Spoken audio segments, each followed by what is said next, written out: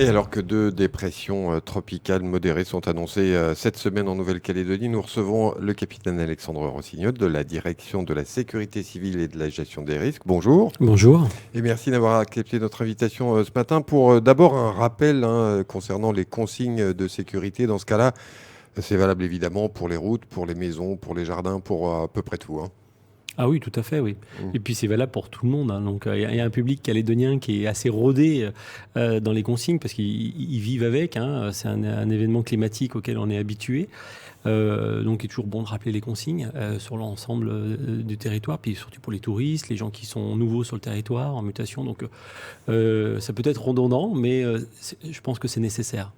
C'est aussi parce qu'on n'a pas connu de phénomène majeur, disons, ces dernières années, bien qu'il y ait eu beaucoup de petits phénomènes qui se sont succédés. Alors c'est vrai qu'on a quand même un événement climatique assez dense avec beaucoup de pluie sur le territoire depuis 2 ans.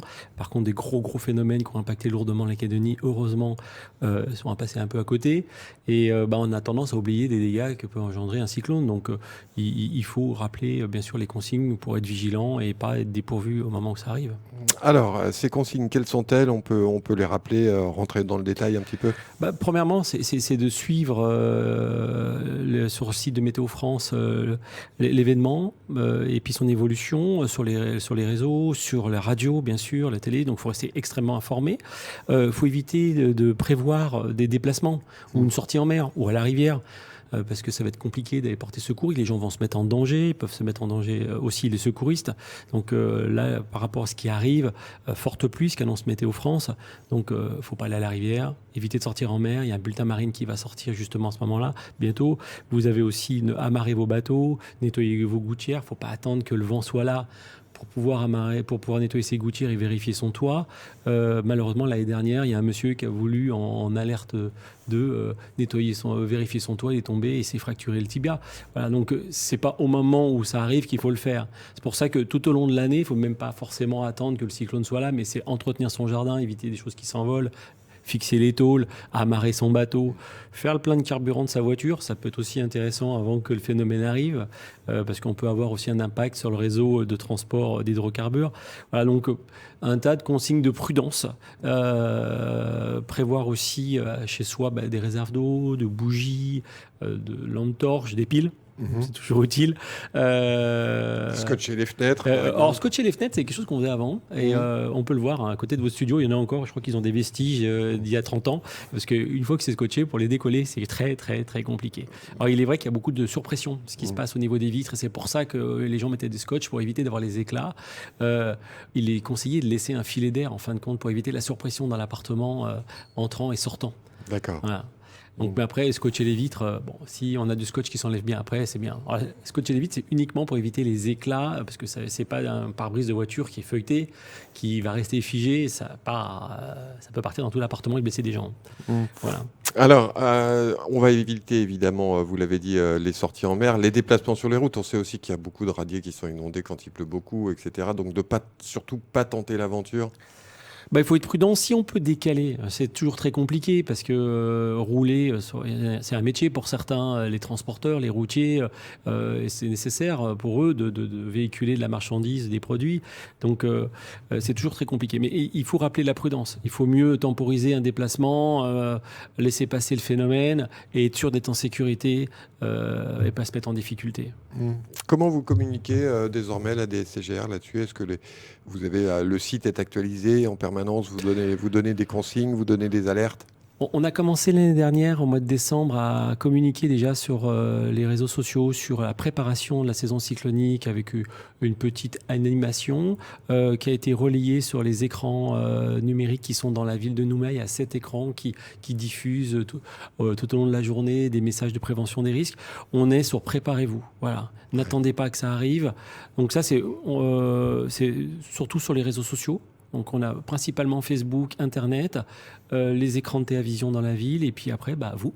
Vous êtes des acteurs importants pour nous dans la gestion des risques et puis dans la transmission des consignes aux populations. Je pense que la radio, d'une manière générale, est un vecteur de communication extrêmement rapide, efficace et qui touche beaucoup de personnes.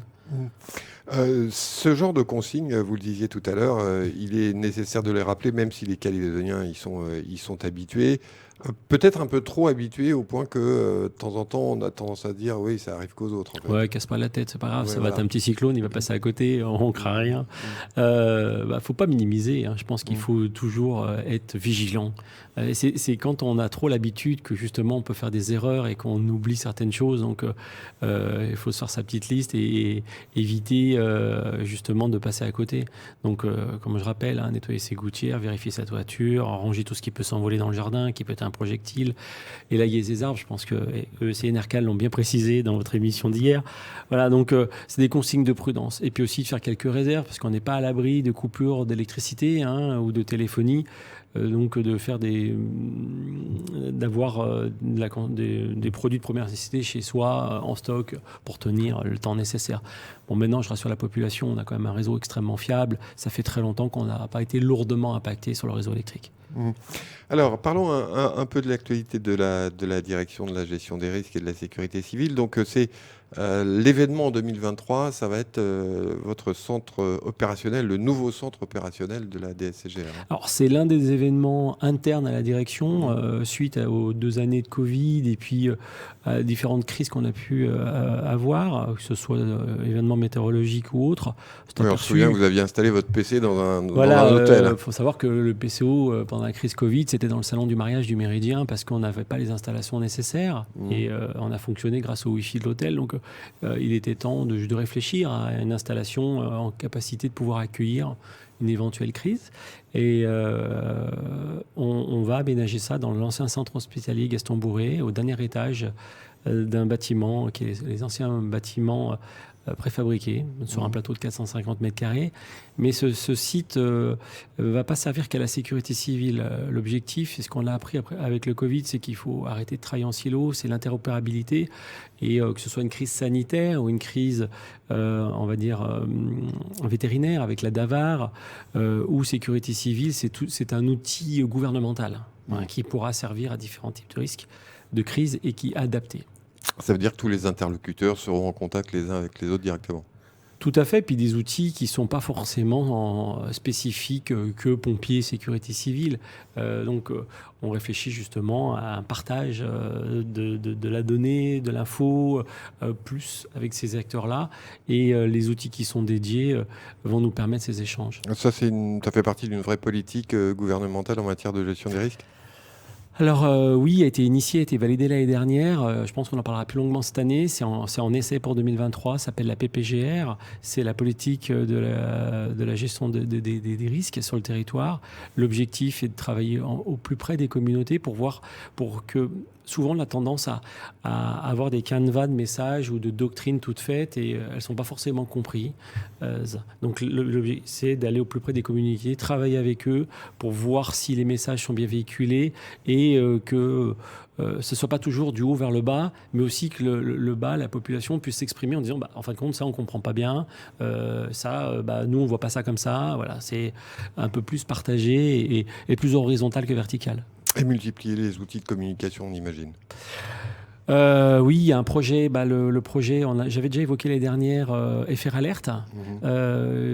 C'est un projet État qui va être déployé d'ici fin de l'année, qui est un projet d'alerte population directement sur votre téléphone portable.